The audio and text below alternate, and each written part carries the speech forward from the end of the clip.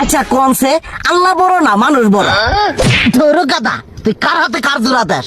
কুড়ায় আল্লাহ আর কুড়ায় মানুষ। যেটা কবার কইছে ওইটা কন।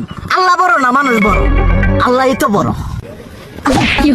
আল্লাহ বড়, তাহলে আল্লাহর কথা না হই না মানুষের কথা শুনেন কে?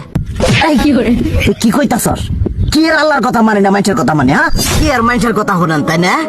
আমনে যে ওইদিনকে ডায়াবেটিসের রোগ নিয়ে যে হাসপাতালে গেলেন, ডাক্তার আপনারা কত কিছু খাবার না করলো, সব কিছু না খাই এখন চলতেছেন।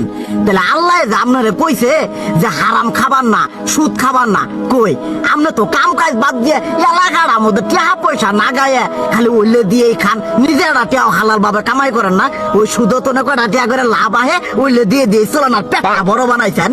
শুনেন একটা কথা কই, হারামের কোনোদিন আরাম নাই। হালাল পথে রুজি রোজগার করেন, প্রয়োজনে এরা বেলা কম খায়েন, তাও শরীর পিণ্ড ভালো থাকবো, কোনো রোগ বেদও হবো না, আরামও পাবেন, আল্লাহও খুশি থাকবো।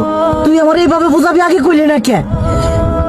আসলে এই বিষয়টা তো আমি কখনো মাথায় এইভাবে নেই যে আমাদের কখনো ডাক্তার নিষেধ করলে ঠিকই আমরা নিষেধ মানি, কিন্তু উপর আল্লাহ যে কত কিছু নিষেধ করে দিয়ে সেটা মানি না।